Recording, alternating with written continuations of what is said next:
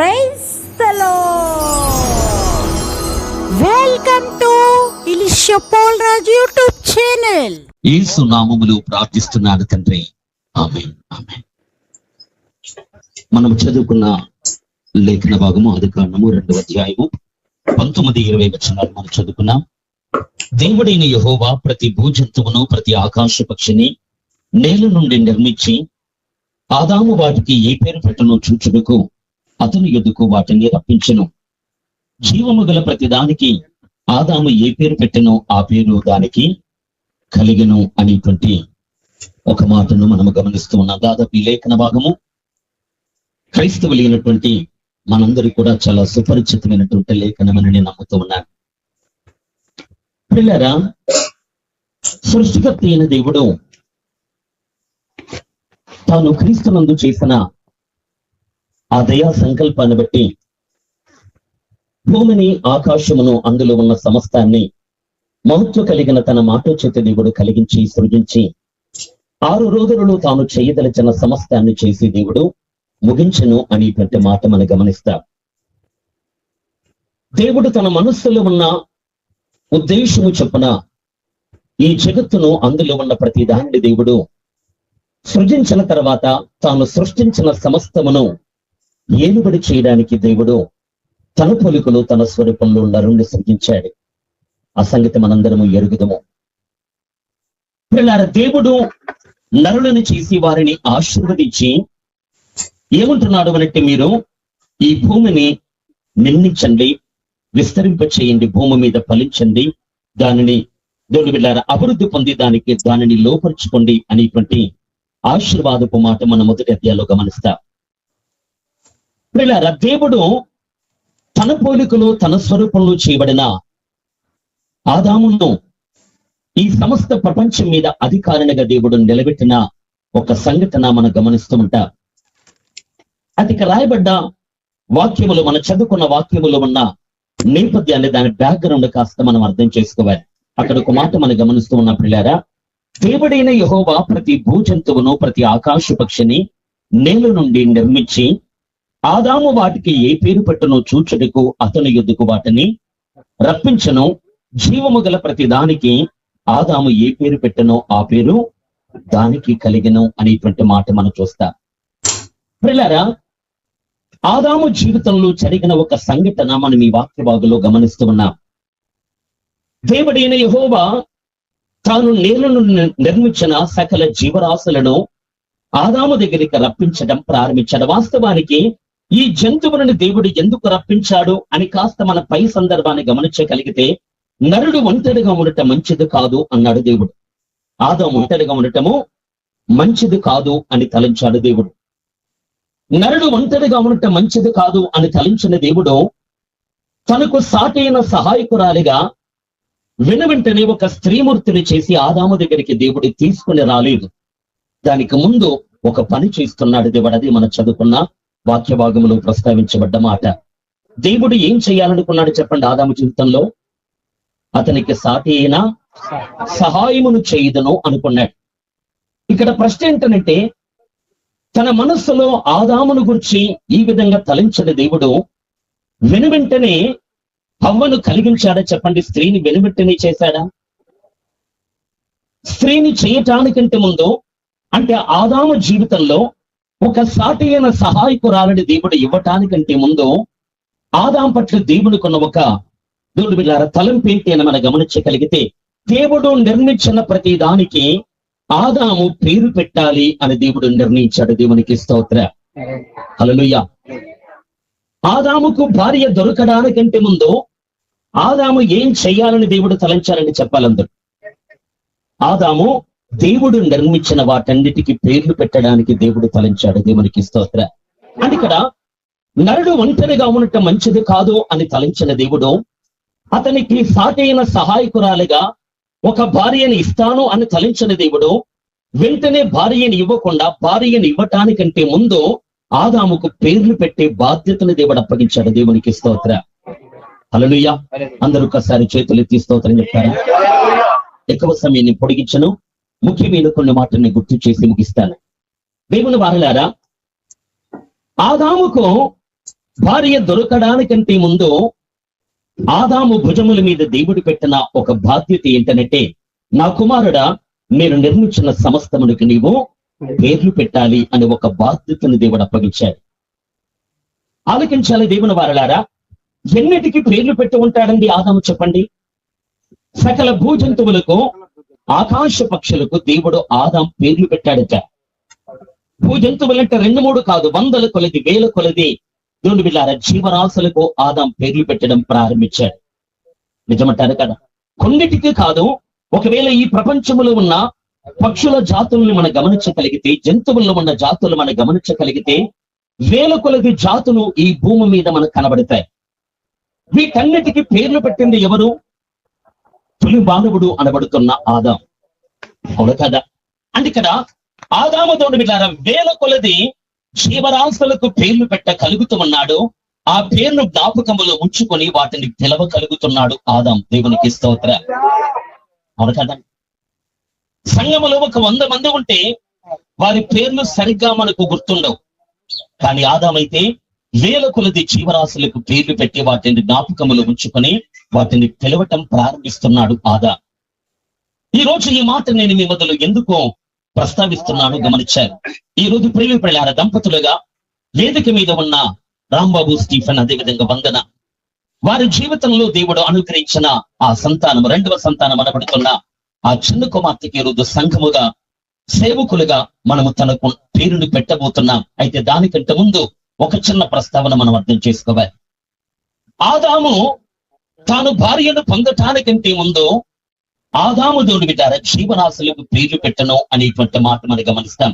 ఒక చిన్న ప్రశ్న నేను మిమ్మల్ని అడుగుతాను దేవుని బిడ్డలారా, దీన్ని చాలా జాగ్రత్తగా జవాబు చెప్పాలి. దేవుడైన యెహోవా నేలమంటిని తీసుకొని నరుణ్ణి నిర్మిస్తూ ఉన్నప్పుడు దేవుని మనస్సులో మెదులుతున్న ఆలోచన ఏమి ఉంటుంది చెప్పండి? నేల నుండి మంటిని తీసుకున్నాడు దేవుడు. ఒక తన పోలికలో ఆ మంటి రూపాన్ని దేవుడు మలవటం ప్రారంభిస్తున్నాడు. ఇక్కడ అడుగుతున్న ప్రశ్న ఏంటంటే, తొలి మానవుణ్ణి దేవుడు కలిగి చేస్తూ ఉన్నప్పుడు, సృజిస్తూ ఉన్నప్పుడు దేవుని మనస్సులో మెదులుతున్న ఒక ఉన్నతమైన తలంపు ఏంటి అని మన వాక్యాన్ని ప్రశ్నిస్తే బైబిల్ ఇస్తున్న జవాబు ఏంటంటే, రోమాపత్రిక 5:14 వ్రాయబడింది. అక్కడ మనం చూడగలిగితే ఆదాము రాబోవు వానికి గురుతయుండును అని ఒక మాట మనం చూస్తాం. ఆదాము ఎవరికి గురుతుగా ఉన్నాడట? రాబోవు వాడు అంటే యేసు క్రీస్తుకు గురుతుగా ఉన్నాడు ఆదాం. అంటే ఆదామును దేవుడు చేస్తూ ఉన్నప్పుడు దేవుని మనస్సులో మెదులుతున్న తలంపు ఎవరిని గురించి దేవుని మనస్సులో తలంపులు మెదులుతున్నాయి అని మనం చూడగలిగితే, తన రొమ్మున ఆనుకుని ఉన్న అద్వితీయ కుమారుడైనటువంటి యేసును గూర్చి దేవుడు తలంచుతున్నాడు. దేవునికి స్తోత్ర. అంటే ఇప్పుడు ఆదాము రాబోవు వానికి గురుతయ్యుండును అంటే యేసు క్రీస్తును మనస్సునందు ఉంచుకున్న దేవాది దేవుడు ప్రియులారా ఆదామును కలిగిస్తూ ఉన్నట్టుగా, సృజిస్తూ ఉన్నట్టుగా లేఖనాన్ని మనం పరిశీలించగలుగుతాం. జాగ్రత్తగా కొన్ని మాటలు అనిపించాలి. సింపుల్ గా చెప్పాలంటే ఆదామును దేవుడు యేసు క్రీస్తుకు ముంగుర్తుగా ఈ లోకములోనికి పంపించాడు. దేవునికి స్తోత్ర. అలాగైతే మొదటి మానవుడైన ఆదాం ఒంటరిగా ఉండటం ఎలాగైతే మంచిది కాదో, అలాగే కడపటి ఆదాము అనబడుతున్న యేసు క్రీస్తు కూడా ఒంటరిగా ఉండటం మంచిది కాదు. ఎవరెవరు ఒంటరిగా ఉండటం మంచిది కాదండి? ఈ భూమి మీద బ్రతుకుతున్న ప్రతి పురుషుడు ఒంటరిగా ఉండటం మంచిది కాదు అని ఈ మాట ప్రతి పురుషునికి వర్తించే మాట కాదు. ప్రతి యవన కన్యకకు దేవుని వారలారా నేను ఒంటరిగా ఉండటం మంచిది కాదు అనే మాట ప్రతి యవన కన్యకకు వర్తించేటువంటి మాట కాదు. బైబిల్లో మనం చూడగలిగితే కొంతమందిని దేవుడు ఒంటరిగానే ఉండడానికి దేవుడు వారికి కృపావరాన్ని ఇస్తాడట. పెళ్లి కాని వారితో పౌలు గారు ఏమంటాడు? పెళ్లి కాని వారితో నేనేమంటున్నాడు అంటే ప్రతి వ్యక్తి నావలి ఉండాలి అని కోరుకున్నాడు పౌలు. అవును కదా? స్త్రీని ముట్టకుండా ఉండటము పురుషునికి మేలు అన్నాడు పౌలు గారు. కానీ ఆదాము విషయంలో దేవుడు ఏమంటున్నాడు? ఈ పురుషుడు ఒంటరిగా ఉండటము మంచిది కాదు, మేలు కాదు అన్నాడు. సింపుల్ గా చెప్పాలంటే నరుడు ఒంటరిగా ఉండటం మంచిది కాదు అనే మాట మనుషులందరికీ వర్తించే మాట కాదు, కానీ ప్రాముఖ్యంగా ఆదాముకు వర్తించే మాట, యేసు క్రీస్తుకు వర్తించే మాట. దేవునికి స్తోత్ర.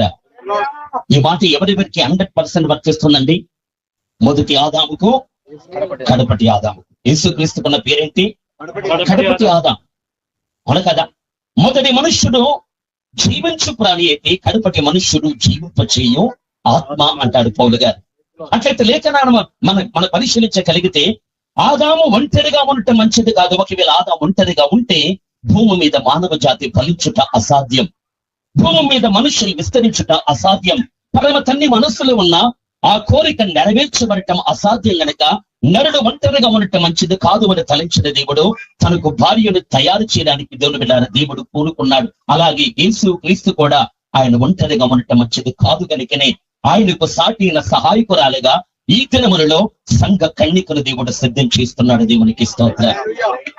అవును కదా, ఆదాము దగ్గరికి తీసుకురావడానికి హవ్వమును దేవుడు ఎలాగైతే కాస్త టైం తీసుకొని రూపించాడో అలాగే ఈ టైం ఏ టైం అంటే యేసు క్రీస్తుకు తండ్రి అయిన దేవుడు భార్యను సిద్ధపరుస్తున్న సమయం ఇది. దేవునికి స్తోత్రం. అర్థమైన వారు స్తోత్రం చెప్తారు. హల్లెలూయా. అట్లయితే గమనించాలి, ఆదాము ఎలాగైతే ఫలించి ఈ ప్రపంచాన్ని ఏలుబడి చేయాలి అని దేవుడు తలంచాడో యేసు క్రీస్తుతో పాటు మనమందరూ కూడా ప్రయాణం నిత్యత్వంలో ఒక ఉన్నతమైన ఫలమును యేసుతో కలిసి మనం ఫలించబోతున్నా. హల్లెలూయా. నూతన ప్రపంచాలను ఏలుబడి చేసేటువంటి వారుగా యేసు క్రీస్తుతో పాటు దేవుడు వెళ్ళారా, ఇదిగో పాలకులుగా మనం ఉండబోతున్నా. సింపుల్ గా ఒక మాట చెప్పాలంటే ఆనాడు తొలి దంపతులకు మీరు ఫలించండి, మీరు పాలించండి అన్నాడు దేవుడు. అలాగే యేసు క్రీస్తుతో కూడా నిత్యత్వంలో మనమందరము ఆయనతో ఫలించబోతున్నాం, ఆయనతో పాలించబోతున్నాం. దేవునికి స్తోత్రం. అర్థమవుతుందా? నిత్యత్వంలో పరలోకములోనికి మనం చేరుకున్న తర్వాత అక్కడ మన పని ఏంటండి చెప్పండి. పరలోకంలోనికి మనం వెళ్ళిపోయిన తర్వాత అక్కడ మనకున్న పనులు ఏంటి? ఏమైనా పనులు ఉంటాయా? ఏముండవు. ఏం చేస్తాం మరి?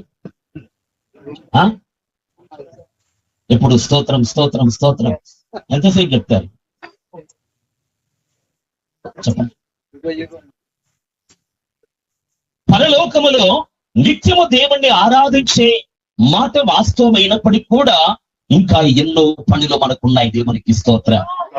అమ్మని ఎలాగైతే ఆదామునకు సాటి అయిన సహాయకరంగా దేవుడు చేశాడో సంఘ కన్య కానబడుతున్న మననుడు కూడా యేసు క్రీస్తుకు సహకారులుగా ఉండడానికి దేవుడు మనల్ని రూపిస్తున్నాడు. దేవునికి స్తోత్రం. చాలా సంగతులు లేఖనాలలో ప్రస్తావించబడ్డాయి. కానీ నేనంటాను దేవుని వారలారా, నిత్యత్వంలో యేసయ్య నూతన సృష్టిని చేయబోతున్నాడు. నూతన జనాంగములను దొరికితారా ఆయన కలిగించబోతున్నాడు. నూతన ప్రపంచాలని దేవాతి దేవుడు సృజించబోతున్నాడు. ఆయన చేస్తున్న పనిలో సంఘం అనబడుతున్న మనము ఆయనతో పాటు దేవుడి బిడ్డారా సహకారులుగా ఉండి నూతన సృష్టిని మనము చేయబోతున్నాం. దేవునికి స్తోత్రం. నేను చెప్పి ప్రతి మాటకు లేఖనములలో ఆధారం ఉందని గమనించాలి. ఈరోజు మనం ప్రస్తావిస్తున్న సందర్భం ఏంటంటే ఆదామును దేవుడు మట్టితో రూపిస్తూ ఉన్నప్పుడు దేవుని మనస్సులో మెదులుతున్న తలంపు ఎవరిని గురించి తలంపు మెదులుతుందనంటే యేసును గురించి తలంపు మెదులుతూ ఉంది. ఆదాముకు భార్య కావాలి అని దేవుడు నిర్ణయించాడు. అలాగే యేసు క్రీస్తుకు కూడా భార్య కావాలి అని తండ్రి అని దేవుడు నిర్ణయించాడు. ఇస్సాకుకు భార్య కావాలి అని ఇస్సాకు కోరుకోలేదు. తండ్రి అయిన అబ్రహాము కోరుకున్నట్టుగా యేసయ్యకు భార్య కావాలి అని యేసు కోరుకోలేదు, కానీ తండ్రి కోరుకున్నాడు. దేవునికి స్తోత్రం. ఒక గుణవతి అయిన భార్యని వెతుకుతూ ఉన్నాడు. తాను కలిగించిన ప్రపంచాలలో ప్రళారా ఒక అందమైన కన్యకను, ఒక గుణవతి అయినటువంటి భార్యను వెతుకుతూ వెతుకుతూ వెతుకుతూ చివరికి ప్రపంచంలోనికి ప్రళారా ఆ దేవుడే కుమారుడికి ఈ లోకానికి దిగువచ్చి ప్రళారా పునమనబడుతున్న ఈ లోకములో ఒక మంచి ముత్యాన్ని కనుగొన్నాడు ఆయన. దేవునికి స్తోత్రం. కనుగొన్న ఆయన ఏం చేశారంటే తనకున్న సమస్తాన్ని అమ్మి వేసుకొని తనకున్న సమస్తాన్ని ప్రళారా ఇదిగో పోగొట్టుకొని ఆ ముత్యమును కొనుక్కున్నట్టుగా యేసయ్య ఒక ఉపమానాన్ని ప్రస్తావిస్తాడు. నేనంటాను ప్రళారా ఆ మంచి ముత్యము ఏంటో కాదు, కానీ ఈ లోకములో గుణవతి అనబడుతున్న క్రీస్తు భార్య. హల్లెలూయా. ఈ ముత్యాన్ని రక్షించుకొనడానికి ఈ మంచి ముత్యం అనబడుతున్న ఈ భూమి మీద ఉన్న సంఘ కన్యకని ప్రళారా యేసయ్య పొందుకొనడానికి ఆయన ఏం చేశాడు అనంటే తన సర్వస్వాన్ని వదులుకొని ఈ లోకానికి దిగివచ్చాడు. దేవునికి స్తోత్రం. కలువరి సిలువలో తన ప్రాణమును త్యాగం చేశాడు. మనందరి నిమిత్తమే మేకలతో కొట్టబడ్డాడు. తన రుదనమును కార్చాడి ప్రళారా తనకంటూ ఏదీ పట్టుకోలేదు. బైబిల్లో ఫిలిప్పీ పత్రికలో మనం చూడగలిగితే ఆయన రిక్తుడయ్యాడట. రిక్తుడు అంటే అర్థం ఏంటంటే అన్ని వదులుకున్నవాడు, అన్నిటినీ విడిచిపెట్టుకున్నవాడు. సర్వాధికారి అయిన దేవుడైన ఆయన దేవుని స్థానాన్ని వదులుకున్నాడు. సర్వశక్తుడు తన స్థానమును వదులుకున్నాడు.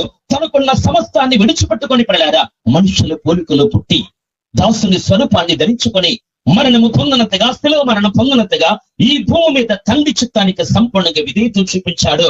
తన సర్వస్వాన్ని ఎందుకు దారపోసాడు అనంటే, ఫలము అనబడుతున్న ఈ పాపపు ప్రపంచంలో ఒక అందమైన ముఖ్యమైన సంఘాన్ని దేవుడు చూశాడు. దేవునికి స్తోత్రం. హల్లెలూయా. సింపుల్ గా చెప్పాలంటే, ఆదాముకు భార్య కావాలి అని దేవుడు తలంచినట్టుగా యేసయ్యకు కూడా భార్య కావాలి అని దేవుడు తలంచాడు. అయితే ఇక్కడ తలంచిన దేవుడు ఆదాముకు గాఢ నిద్ర కలిగించి అతని పక్కటెముకను తీసి ఆ ఎముకను ఒక స్త్రీమూర్తిగా రూపించి ఆదాము దగ్గరికి తీసుకుని వచ్చినప్పుడు, నా ఎముకలలో ఎముక, నా మాంసములు మాంసము, నీవు నాలో నుండి తీయబడితేవని ఆదాము హవ్వను హత్తుకుని వారిద్దరు ఏక శరీరంగా మార్చబడ్డ సందర్భాన్ని మనం ముందు వచనాల్లో గమనిస్తాం. అయితే ఇక్కడ విషయం ఏంటంటే, ఆదాముకు భార్య దొరకడానికంటే ముందు ఆదాం పేర్లు పెట్టాలి అని దేవుడు తలంచాడు. అలాగే యేసు క్రీస్తుకు భార్య దొరకడానికంటే ముందు కూడా యేసు ఏం చేయబోతున్నాడు అంటే, ఆయన కూడా పేర్లు పెట్టి పనులు ఉన్నాడు. దేవునికి స్తోత్రం. హల్లెలూయా. ఆదాముకు భార్య రావడానికంటే ముందు ఏం చేయాలి? ఆదాం పేర్లు పెట్టాలి. అలాగే యేసు క్రీస్తు భార్యను పొందుకొనడానికంటే ముందు ఆయన ఏం చేస్తున్నాడు? ఆయన కూడా పేర్లు పెడుతున్నాడు. దేవునికి స్తోత్రం. ఏంటండి, యేసయ్య పేర్లు పెట్టే దేవుడా? పేర్లు పెట్టుచున్న దేవుడా? కీర్తన గ్రంథములో మనం చూడగలిగితే, దయచేసి ఒక మాట, కీర్తన గ్రంథము 147వ కీర్తన 4వ వచనాన్ని చూడండి ఒకసారి.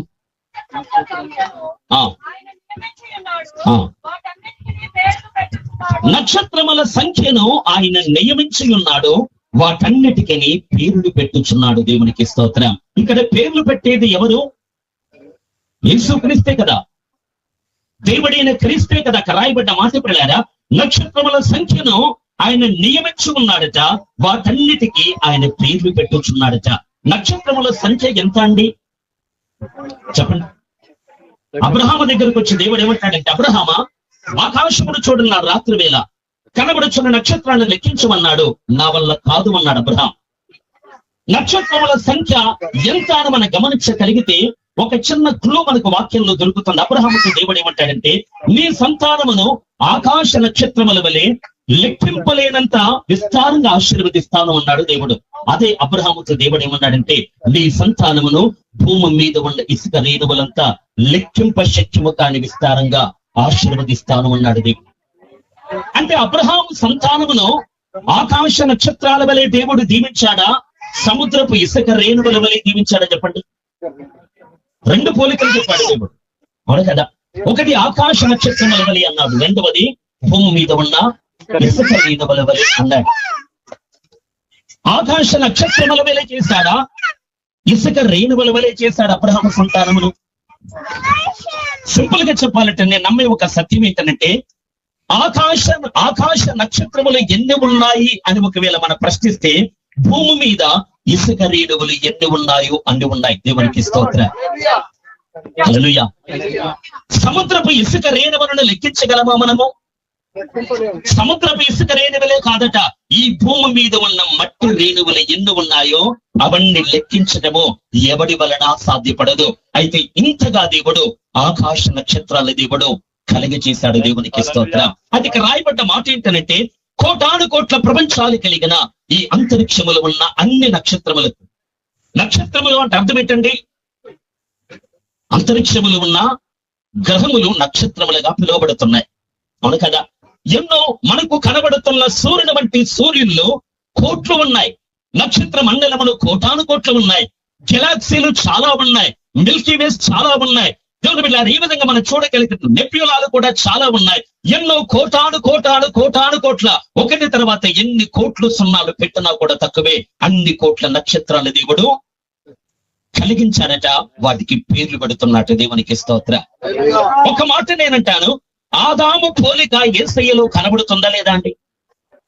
ఆదాము దేవుడు కలిగించిన వాటికి పేర్లు పెట్టినట్టుగా యేసు క్రీస్తు కూడా నక్షత్రములను నియమించారట, వాటికి అన్నిటికీ పేర్లు పెట్టుచున్నాడు. దేవునికి స్తోత్రం. యోబు గ్రంథములో మనం చూడగలిగితే సప్తర్షి నక్షత్రములు కనబడతాయి, ఉపనక్షత్రాలు కనబడతాయి. ప్రియులారా, మనం యోబు గ్రంథం 38లో గమనించగలిగితే రకరకాల నక్షత్రాల గురించిన ప్రస్తావన మనకు వాక్యంలో కనబడుతుంది. ఒక మాటలో చెప్పాలంటే సముద్రపు ఇసుక రేణువులు ఎంత ఉన్నవో అంతగా ఉన్న కోటాను కోట్ల నక్షత్రములకు దేవుడు ఒక్కొక్క దానికి ఒక్కొక్క పేరు పెడుతున్నాడు. దేవునికి స్తోత్ర. నక్షత్రములు అంటే కేవలం ప్రపంచములు మాత్రమే కాదు, గ్రహములు మాత్రమే కాదు. నక్షత్రములు అంటే దేవదూతలకు కూడా పెట్టబడ్డ పేరు. దేవదూతలకు నక్షత్రములు అనే పేరుందా లేదా? ఉదయ నక్షత్రములు ఏకముగా కూడి అవి ఆనందిస్తూ చేయత్వనని చేస్తూ ఉన్నప్పుడు, పాడుతూ ఉన్నప్పుడు నీవు ఎక్కడ ఉన్నావు అన్నాడు యోబుతో. ఉదయ నక్షత్రములు అంటే పరలోకమందున్న దేవదూతల సమూహములు. వాటి లెక్క ఎంత అని మనం గమనించగలిగితే లెక్కింప శక్తిము కానంత సైన్యములు పరలోకంలో ఉన్నాయి దేవదూతలు. అట్లయితే నక్షత్రము అనబడుతున్న ప్రతి దూతకు ఆయన పేరు పెట్టాడు.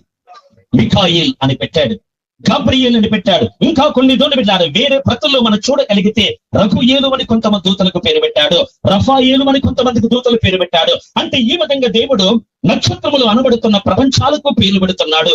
ఈ భూమి కూడా ఒక నక్షత్రమే. ఈ భూమి కూడా కాంతి ఇవ్వని ఒక గ్రహం. ఈ గ్రహానికి దేవుడు పేరు పెట్టాడా లేదా? భూమి అని పేరు పెట్టాడు. దూరాన కనబడుతున్న చంద్రునికి చంద్రుడు అని పేరు పెట్టాడు.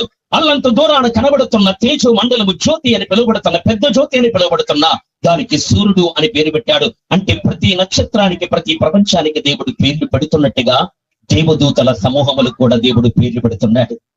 అంత మాత్రమే కాదు ప్రియులారా, నక్షత్రములు అంటే బైబిల్లో మనం చూడగలిగితే ఆయన కుడి చేతుల్లో 7 నక్షత్రములు ఉన్నాయట. ఆ 7 నక్షత్రములు ఏంటట? 7 నక్షత్రములు ఎవరికి సూచన? 7 సంఘములకు దూతలు అంటాడు అక్కడే. అంటే సంఘాన్ని నడిపించే ఒక సేవకుడు దేవుని లెక్కలో ఒక నక్షత్రం. అవును కదా? సంఘాన్ని దేవుని ఆత్మచేత తీసుకుని పోతున్న ఒక దైవ జనుడు అతడు ఎవరు అని మనం గమనించగలిగితే దేవుని కుడి చేతుల్లో ఉన్న ఒక నక్షత్రం. దానియేలు 12లో మనం చూడగలిగితే పిల్లారా, ఎవరైతే అనేక మంది ప్రజలను నీతి మార్గమును అనుసరించున్నట్లు ఎవరైతే త్రిప్పుతారో అలాంటి వారు ఆకాశ మండలం అంత నక్షత్రములను పోలి ఉందరు అనేటువంటి మాట మనం గమనిస్తాం. అంటే ఇక్కడ నక్షత్రాలు అంటే గ్రహములకు నక్షత్రములు అనే పేరు మనం చూస్తాం, దేవదూతలకు నక్షత్రములు అనే పేరు మనం చూస్తాం. అంత మాత్రమే కాదు, యేసయ్య రక్తములు కడగబడ్డ మనమందరూ కూడా నక్షత్రములమే. దేవునికి స్తోత్రం. అట్లయితే రోజు నేనంటాను, ఆయన నక్షత్రములకు పేర్లు పెడుతున్నాడు అనంటే ఇక్కడ కూర్చున్న మనందరికీ దేవుడు పేర్లు పెడుతున్నాడు. దేవునికి స్తోత్రం. ఒక మాట నేను మీకు చెప్పగోరుతున్నాడు ప్రజలారా, ఈ రోజు వేదిక మీద ఉన్న ఈ చిన్నారి పాపకు మాత్రమే కాదు నామకరణం, ఇక్కడ కూడి ఉన్న మనందరికీ దేవుడు పేరు పెట్టబోతున్నాడు. దేవునికి స్తోత్రం. ఆనందంగా ఉన్న వారు స్తోత్రం చెప్తారా? మీరనొచ్చు నాకు పేరుంది కదా అని, పుట్టగానే నా తల్లి నాకు పేరు పెట్టిందని, పుట్టగానే నా తండ్రి నాకు పేరు పెట్టాడు అని, ఆధార్ కార్డులో నా పేరుందని, గవర్నమెంట్ లెక్కల్లో నా పేరు నిక్షిప్తమైందని మీరు అంటూ ఉండవచ్చు. ఆ పేరు కాదండి, ప్రతి వాడికి దేవుడు ఒక కొత్త పేరు పెట్టబోతున్నాడట. అది నీకు నాకు కలుగునగాక. దేవునికి మహిమ కలుగునగాక. ఆలకించాలి దేవుని వారలారా. ఆదాముకు భార్య దొరకడానికంటే ముందు ఆదాము ఎలాగైతే పేర్లు పెట్టాడో, యేసుకు మనం భార్యగా మారడానికి ముందు ఆయన మనకు పేరు పెట్టబోతున్నాడు. అది మనకు కలుగునుగాక. ఒక చిన్న మాట మీరు గమనించాలి దేవుని వారలారా. అక్కడ మనం ఆది కాండములో చదువుకున్నాం, ఆదాము వాటికి ఏ పేర్లు పెట్టనో అవి వాటికి కలిగను అని మనం చూస్తాం. పేరు ఎప్పుడు కలిగిందట? ఆదాం పేరు పెట్టాడట, తర్వాత అవి వాటికి కలిగాయట. నేనంటాను, ఏంటండి పేరు కలగాలంటే ఎలా కలుగుతుందండి? మీరే చెప్పండి. పేరు కలగాలంటే ఎలా కలుగుతుంది? మీకు ఎట్లా కలిగింది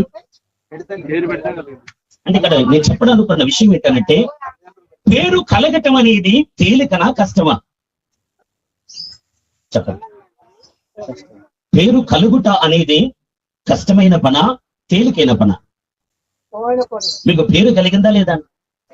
పేరు కలగడానికి మీరు ఏమైనా కష్టపడ్డారా? కొంతమంది పుట్టక ముందుకే పేర్లు పెట్టే తల్లిదండ్రులు ఉన్నారు. బిడ్డ గర్భములో ఉంటుంది కానీ బయటికి రాకమునికే పేర్లు పెట్టేవారు ఉన్నారు. కొంతమంది పుట్టిన వెంటనే చేతుల్లోనికి తీసుకోగానే పిల్లారా పేర్లు పెట్టేవారు ఉన్నారు. యాకోబు తన భార్య రాహేలు ఏం చేసిందనంటే, తాను పురుట నొప్పులు తీస్తూ ఒక కుమారుణ్ణి కని దేవుని బిడ్డలారా మరణకరమైన అనుభవాన్ని పొందుతూ తన కుమారునికి ఏ పేరు పెట్టిందండి? బెనోని అని పేరు పెట్టింది. యాకోబు వెంటనే తన చేతిలోనికి తీసుకుని ఇతడు బెనోని కాదు అంటే ఇతడు దుఃఖపుత్రుడు కాదు, ఇతడు కుడి చేతి పుత్రుడు అని అర్థం వచ్చేట్టుగా బెన్యామీను అని పేరు పెట్టాడు. దేవునికి స్తోత్రం. అంటే బైబిల్లో మనం గమనించగలిగితే తల్లిదండ్రులు తమ పిల్లల్ని కన్న వెంటనే నామకరణం చేశారు. వారికి పేరు అది స్థిరపడిపోయిందంతే. నేను చెప్పే మాట ఏంటంటే పేరు కలుగుట అనేది చాలా దేవుని బిడ్డలారా ప్రయాసతో కూడుకున్న సంగతి కాదు, అది చాలా ఈజీ కార్యక్రమం. బైబిల్ ఏమని రాయబడింది? ఆదాము వాటికి ఏ పేరు పెట్టనో ఆ పేరు వాటికి కలిగను. పేరు పెట్టినప్పుడు కలక్క ఏమవుతుందండి చెప్పండి? పేరు పెట్టాడు ఆదాం, కలగకుండా ఇక ఏమవుతుంది మరి చెప్పండి? తలంతా జూలు విదిల్చుకొని దేవుని బిడ్డలారా ఇదిగో దట్టమైన పాదాలతో నడుస్తూ వస్తున్న జంతువును చూసి నీవు సింహము అని పిలిచాడు. వెంటనే ఆ పేరు స్థిరపడిపోయింది. ఎత్తైన దేవుని బిడ్డలారా 4 కాళ్ళ స్తంభాల బట్టి 4 కాళ్ళు, ఎత్తైన ఆకారము, పొడవాటి దేవుని బిడ్డలారా పాము లాంటి దేవుని బిడ్డలారా తొండమున్న దాన్ని చూసి ఏనుగు అని పేరు పెట్టాడు. ఆ పేరు కలిగిపోయింది. నేనంటాను పేరు పెడితే వెంటనే కలుగుతుంది. దాన్ని దేవుడు ఎందుకు రాయించాడు ఆ మాట? ఆదాము వాటికి పేరు పెట్టను అని రాయిస్తే సరిపోయేది, కానీ ఆదాము వాటికి ఏ పేరు పెట్టనో అవి వాటికి కలిగను అని ఎందుకు రాయించాడు చెప్పండి? ఈరోజు నేను అంటున్నమాట దేవుడు కూడా మనకు పేరు పెట్టబోతున్నాడు. నిజమంటారు కదా? ఒక మాట మనం చూడగలిగితే చదవలసిన అవసరం లేదు, కానీ హోషేయ గ్రంథంలో మనం చూడగలిగితే ప్రవక్త అయినటువంటి హోషేయ అని పిలిచి ప్రవక్త వ్యభిచారము చేస్తున్న ఒక స్త్రీని చూసి పెళ్లి చేసుకో అన్నాడు. దిబ్లీ కుమార్తె అయినటువంటి గోమేరు దగ్గరికి వెళ్లి వివాహం చేసుకున్నాడు. ఆమె పక్కా వ్యభిచారియట. వ్యభిచారం వలన పిల్లల్ని కంటూ ఉండగా మొట్టమొదటిగా ఒక కుమారుడు జన్మించాడు. వాడికి ఏ పేరు పెట్టాడు హోషేయ చెప్పండి? బైబిల్లో మనం చూడగలిగితే యెజ్రెయేలు అనేటువంటి పేరు పెట్టాడు. యెజ్రెయేలు అంటే అర్థం ఏంటంటే పిల్లారా నేను వారిని మనం గమనించగలిగితే యెహోవా ఇంటి వారు కలుగ చేసుకున్న రక్త దోషమును బట్టి ఇక కొంతకాలమునకు నేను వారిని శిక్షించును. యెజ్రెయేలు అంటే అర్థం ఏంటంటే నేను కొంతకాలము శిక్షించును అని అర్థం. తర్వాత ఆ దిబ్లీ కుమార్తె అయినటువంటి దేవుని బిడ్డలారా గోమేరు మరో దేవుని బిడ్డలారా కుమార్తెని కన్నదట. ఆమెకు ఏ పేరు పెట్టారు అని మనం చూడగలిగితే లోరుహామా అనేటువంటి పేరు పెట్టారు. లోరుహామా అంటే జాలి నొందనిది అని అర్థం. ఆ తర్వాత మరలా గర్భవతిని ఇంకొక కుమారుని కన్నప్పుడు అతనికి పిల్లారా లో అమ్మి అని పేరు పెట్టారట. లో అమ్మి అంటే అర్థం ఏంటంటే మీరు నా జనులు కారు అని పేరు పెట్టారు. ఎవరిని గురించి మాట్లాడుతున్నాడు దేవుడి మాట? ఒకరికేమో యెజ్రెయేలు అని పేరు పెట్టారు, మరొకరికేమో లోరుహామా అని పేరు పెట్టారు, మరొకరికేమో లో అమ్మి అని పేరు పెట్టారు. ఈ పేరులకు అర్థము సరిగ్గా ఉందా చెడుగా ఉందా చెప్పండి? చెడ్డార్థాన్ని ఇచ్చేట్టుగా ఉందా లేదా? మీరు నా జనులు కారు అని అర్థం ఇచ్చే పేరు ఒకటి, నేను మిమ్మల్ని శిక్షించును అనేటువంటి పేరు మరొకటి, నేను మీ మీద జాలి పడను అని అర్థం ఇచ్చే పేరు మరొకటి. అంటే ఇక్కడ విషయం ఏంటంటే హోషేయ తన బిడ్డలకు దేవుని చేత అనుమతి పొందుకొని పేరు పెట్టిన మాట మనకు లేఖనములు కనబడుతున్నప్పటికీ కూడా అది ఇశ్రాయేలీయుల జీవిత స్థితిని ఉద్దేశించి వారు ఇలా ఉన్నారు అని చెప్పడానికి ఆ పేర్లు పెట్టాడు. దేవునికి స్తోత్రం. అని ఇక్కడ యెజ్రెయేలు అనే పేరు హోషేయ కుమారునికున్న పేరు కాదు, ఇశ్రాయేలు జాతికున్న పేరు.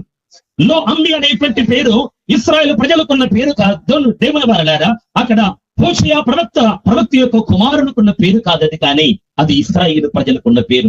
ఒక మాటలో చెప్పాలంటే విడవబడిన వారు అనే పేరు పొందిన వారు ఇశ్రాయేలు, జాలి నొందని వారు అనేటువంటి పేరు పొందిన వారు ఇశ్రాయేలీలో, నాకు అసహ్యులు అనేటువంటి పేరు పొందిన వారు ఇశ్రాయేలీలో.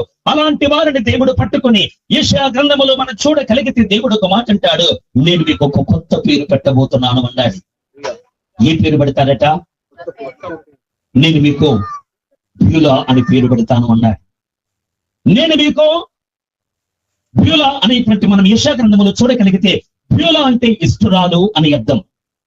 అవును కదండి? అందుకే నేను చెప్పే మాట ఏంటంటే దేవుడు తన ప్రజలకు పేరు పెట్టుచున్న పద్ధతి చాలా భిన్నంగా ఉంటుంది అని గమనించాలి. ఒక ప్రాముఖ్యమైన మాట మనం అర్థం చేసుకోవాలి. దేవుని వారలారా ఆదాము పేర్లు పెట్టాడు, యేసయ్య కూడా పేర్లు పెడుతున్నాడు. ఇక్కడ సింపుల్ మాట ఏంటంటే మనము యేసుకు వధువుగా మారాలి అనంటే ఒక షరతు ఏంటంటే ఆయన నీకు పెట్టుచున్న పేరు నీవు పొందుకోవాలి. దేవునికి స్తోత్రం. యేసుకు మనం భార్యగా నిత్యత్వంలో ఆయనతో యుగ యుగములు ఉండాలి అన్నట్టు దేవుని వారలారా ఆయన పెట్టుచున్న పేరు ఆయన పెడుతున్నాడు, అది మనకు కలుగున్నట్లుగా మనం బ్రతకాలి. అందుకే నేను మిమ్మల్ని అడిగాడు పిల్లారా, పేరు పెట్టినప్పుడు అది కలగటం చాలా తేలిక, కానీ దేవుడు పేరు పెట్టినప్పుడు అది వెంటనే కలగదు, కొంత సమయం తర్వాత కలుగుతుంది. ఉదాహరణకు చెప్పాలంటే కల్దీ దేశములో విగ్రహారాధికుడిగా బ్రతుకుచున్నవాడు పిల్లారా తరుహు కుమారుడు అనబడుతున్న అబ్రాము. ఏం పేరు అతని పేరు? అబ్రహాము కాదు, అబ్రాము. అబ్రాము అంటే అర్థం ఏంటండి? అబ్రాము అంటే అర్థం ఏంటి? తండ్రి అనే అర్థం. అబ్రాము అంటే అర్థం ఏంటండి? తండ్రి అనే అర్థం. ఇలాంటి అబ్రాము పిల్లారా తండ్రి అనే అర్థం ఇచ్చే పేరు కలిగి ఉన్నాడు. ఇక్కడ ప్రశ్న ఏంటంటే ఎవరిని విన్నారు, ఎవరు అబ్రాముని చూసినా కూడా అబ్రాము గారు అంటే తండ్రి గారు తండ్రి గారు తండ్రి గారు అని పిలుస్తారు. ఐగుప్తు రాజు చూసి అబ్రాము అని పిలిచారంటే తండ్రి అని పిలిచారు. ఇక్కడ విషయం ఏంటంటే అబ్రాము అనేటువంటి దేవుని బిడ్డ పేరు కలిగిన అతడు తండ్రి అనే అర్థం ఇచ్చినటువంటి నామం కలిగిన అతనికి ఎంతమంది పిల్లలు ఉన్నారండి? ఎంతమంది ఉన్నారు అబ్రాముకి పిల్లలు? అబ్రాముగా ఉన్నప్పుడు ఒక చిన్న నలుసు కూడా లేదు. ఉందండి. తండ్రి అనే పేరు ఎవరికి ఉండాలి? పిల్లల్ని కలిగిన వాడు ఉండవలసిన పేరు, అవును కదా? అలాంటి అబ్రాము తండ్రి తండ్రి తండ్రి అని పిలుస్తున్నా కూడా ఇంట్లో వందలాది మంది దాసులు ఉన్నారు, ఇంట్లో వందలాది మంది వేలాది మంది దాసులు ఉన్నారు. ఇంటి లోపల పిల్లారా ఎంతో నమ్మకంగా పనిచేస్తున్న చాలా మంది ఉన్నారు. ఒకవేళ అబ్రహాము ఆజ్ఞాపిస్తే యుద్ధము చేయగలిగిన 318 మంది పిల్లారా ఇదిగో అబ్రహాము ఇంటనే పుట్టి అలవరచబడిన సైన్యం అబ్రహాము ఇంట్లో ఉన్నారు. అందరూ కూడా అబ్రామును అబ్రాము గారు అని పిలుస్తున్నారు, తండ్రి గారు అని పిలుస్తున్నారు. కానీ అబ్రహాము ఇంటిలో తన బీజము ద్వారా పుట్టిన ఒక్క కుమారుడు కూడా లేడు. అలాంటి అబ్రాముని దేవుడు ఒకరోజు పట్టుకొని అబ్రామా నీ పేరు అబ్రాము కాదు, నీ పేరు అబ్రహాము అన్నాడు. దేవునికి స్తోత్రం. ఏమన్నాడండి? అబ్రహాం అంటే అర్థం ఏంటండి? అబ్రహాం అంటే తండ్రి అని అర్థం. అబ్రహాము అంటే అనేక జనములకు తండ్రి. హల్లెలూయా. అబ్రహాము అంటే అనేక జనములకు తండ్రి. ఇప్పుడు అబ్రాం బయటికి వెళ్ళాడు, దేవుడు పేరు మార్చాడు కదా, బయటికి వెళ్ళాడు. ఇదిగో నిన్న మొన్నటి వలే అబ్రాము గారు అని పిలుస్తానని అబ్రాహాముని కంటే దేవుడు నాకు అబ్రహాముని పేరు పెట్టాడు అని అంటున్నాడు అబ్రహాం. అబ్రహాం అంటే అర్థం ఏంటట? నేను ఒకరి ఇద్దరికి తండ్రిని కాదు, 10 మంది 20 మందికి తండ్రిని కాదు, అనేక మంది జనాంగములకు తండ్రిని. అనేక మంది జనములంటే ఎంతమంది ఉంటారండి? ఒక 4-5 ఉంటారా?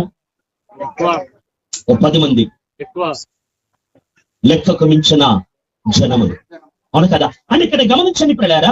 ఇప్పుడు అబ్రాముకు ముందు పేరు బాగుందా, తర్వాత పేరు బాగుందా? అనేక జనములకు తండ్రి అంటున్నారు కానీ అప్పుడు కూడా ఒక్క కుమారుడు లేడు. అబ్రాము ఉన్నాడండి. అనేక జనములకు తండ్రి అని అందరూ పిలుస్తున్నారు కానీ చాటున వెళ్ళి పిల్లారా ఈ ముసలోడికి ఒక్క కొడుకు కూడా లేడని నవ్వుకునేవాడు లేకపోలేదు, అవును కదా? అంటే ఎలా ఉంది అబ్రహాం పరిస్థితి అంటే పేరు గొప్ప ఊరు దిప్ప అన్నట్టుగా ఉంది. ఎట్లా ఉందండి? అనేక జనములకు తండ్రి అనే పేరుంది కానీ ఇంటిలోనికి వెళ్ళి చూస్తే గొడ్డుగా బ్రతుకుతున్నాడు అబ్రహాం, పిల్లలు లేనివాడిగా బ్రతుకుతున్నాడు అబ్రహాం. నేను అంటున్నమాట అబ్రహాముకు అబ్రహాము అనే పేరు పెట్టాడు దేవుడు. ఆ పేరు ఎప్పుడు కలిగింది అబ్రహాముకు? చెప్పండి. ఆ పేరు ఎప్పుడు కలిగింది? అబ్రహాముకి ఇస్సాకు పుట్టాడు, ఇస్సాకుకు యాకోబు జన్మించాడు. ఆ యాకోబుకు 12 మంది గోత్రకర్తలైన పెద్దోడు బిడ్డారా 12 కుమారుడు జన్మించారు. ఆ 12 గోత్రకర్తల్లో నుండి పిల్లారా ఐగుప్తు దేశములో అనతి కాలములోని వందలుగా ఉన్న ఇశ్రాయేలు ప్రజలు 70 మందిగా ఉన్నవారు 400 సంవత్సరాల కాలములో 40 లక్షల మందిగా విస్తరించారు. దేవునికి స్తోత్రం. ఇప్పుడు నేనంటాడు పిల్లారా అబ్రహాము అనే పేరు అబ్రహాముకు దేవుడు పెట్టినప్పుడు అప్పుడు కలిగలేదు, కొన్ని 100 సంవత్సరాల తర్వాత కలిగింది. దేవునికి స్తోత్రం అంటారు కదా. ఇప్పుడు అరబ్బు వారిని అడిగిన మా తండ్రి ఇబ్రహీం అంటారు, యూదులను అడిగిన మా తండ్రి అబ్రహాం అంటారు, క్రైస్తవులను అడిగిన మా తండ్రి మా పితరుడైన అబ్రహాం అంటారు. అంటే ఇప్పుడు ఎవరిని ముట్టుకున్నా కూడా ప్రతి మానవుడు ఏమంటాడు చెప్పండి? చాలా మంది మా తండ్రి అబ్రహాం. ఇప్పుడు నేనంటాను పిల్లారా ఈ భూమి మీద ప్రస్తుతం ఉన్న ఈ కాలములో అనేక జనములు అనబడుతున్న అబ్రహాము సంతతి ఎవరైతే ఉన్నారో వారందరికీ తండ్రి అబ్రహాము గనక ఇప్పుడు ఆ పేరు అబ్రహాముకు వర్తిస్తుంది. నేను చెప్పదలిచే మాట ఏంటంటే, మన తండ్రు మన తల్లు మనకు పేరు పెడితే వెంటనే కలుగుతుంది, కానీ దేవుడు పేరు పెడితే కొంత సమయం గడుస్తుంది. దేవునికి స్తోత్రం. హల్లెలూయా. దేవుడు పేరు పెడితే కొంతకాలము గడుస్తుంది అనేటువంటి మాట మనం గమనిస్తాను. త్వరగా 5 నిమిషాలు ముగిస్తాను దేవుని వారలారా. అబ్రాహాముకు దేవుడు అబ్రహాము అని పేరు పెట్టాడు. ఆ పేరు పెట్టిన చాలా కాలం తర్వాత పేరు కలిగింది. ఒక దినమున మిద్యానీయులకు భయపడ్డ గిద్యోను పిల్లారా గానగ చాటున కూర్చుని గోధుమలు తుళ్ళు కొట్టుకుంటూ ఉన్నాడట. గిద్యోనులో కనబడే లక్షణం ఏంటంటే అతడు చాలా పిరికివాడట, చాలా భయస్తుడట. అవును కదా. దేవుడు చెప్పిన ఏదైనా పని చేయాలంటే అందరూ ఉన్నప్పుడు చెడు, రాత్రికాల టైంలో చేస్తాడు. చాలా పిరికోడు గిద్యోను. అలాంటి గిద్యోనును యెహోవా దూత పట్టుకుని ఏమన్నాడంటే పరాక్రమము కలిగిన బలాఢ్యుడా అన్నాడు. దేవునికి స్తోత్ర. మనం ఏంటేమంటామండి? ఒక పిరికోడు అంటాం, అవును కదా. ఒక ధైర్యం లేని వాడు అంటాం. కానీ దేవుడు ఏమంటున్నాడు? పరాక్రమము కలిగిన బలాఢ్యుడా. 10,000 మంది మిద్యానీయులను ఒక్క మనుష్యుని హతము చేస్తున్నట్టుగా నీవు చేస్తావని దేవుడు మాట్లాడుతున్నాడు. నేను అంటున్న మాట ప్రకారం పరాక్రమము కలిగిన బలాఢ్యుడా అనే పేరు అప్పుడు గిద్యోనుకు కలిగలేదు, కానీ లక్షలాది మంది మిద్యానీయులను హతమార్చిన తర్వాత అప్పుడు కలిగింది పేరు. దేవునికి స్తోత్రం. సంబంధిని చెప్పాలి అంటే దేవుని వారలారా, సంఘ కన్యక అనబడుతున్న మనకు పరమగీతములు చూడగలిగితే నీవు తాళ వృక్షమంత తిన్నని దానమని పేరు పెట్టాడు మనకు. నీ లోపల ఏ చెడుతనము లేదు, నీవు నిష్కలంకురాలవు అని పేరు పెట్టాడు మనకు. నీవు సుందరిది అని పేరు పెట్టాడు మనకు. పిల్లరెదుగో నీ యొక్క సౌందర్యము వర్ణనాతీతము అనేటువంటి పేరు పెట్టాడు. మనం పత్రికల్లో చూడగలిగితే పాపాత్తులమైన మనకు పిల్లారా పరిశుద్ధులారా అని పేరు పెట్టాడు. నీతిమంతులారా అని పేరు పెట్టాడు. ఇదిగో విజయశీలులారా అని దేవాది దేవుడు పేరు పెట్టాడు. పిల్లారా ఇలా చెబుతూ పోతే సంఘమనబడుతున్న మనకు దేవుడు ఎన్నో పేర్లు పెట్టాడు. పాపులుగా బ్రతుకుతున్న మనకు పవిత్రుడు అనే పేరు పెట్టాడు. ఇక్కడ ప్రశ్న ఏంటంటే ఆ పేరు నీకు కలిగిందా? కలంకులుగా బ్రతుకుతున్న మనకు నిష్కలంకులు అని పేరు పెట్టాడు. ఇక్కడ ప్రశ్న ఏంటంటే ఆ పేరు మనకు కలిగిందా? పేరు మనకు కలుగుట అంటే ఆ పేరుకు తగ్గట్టుగా మనం మారుతున్నామా? ఆ పేరుకు తగ్గట్టుగా మన ప్రవర్తన మార్చబడుతూ ఉందా? ఆ పేరుకు తగ్గట్టుగా నీవు తాళ వృక్షమంతా తిన్ననదానం అన్నాడు అంటే నీలో ఏ వంకరతనము లేదన్నాడు దేవుడు. ఆ పేరుకు తగ్గట్టుగా మనం బ్రతుకుతున్నామా, లేదా అనేక వంకరలు మన జీవితాల్లో ఉన్నాయా? దీని ద్వారా మీకేం అర్థమవుతుంది? సమయభావాన్ని వెంటనే ముగిస్తున్నా దేవుని వారలారా.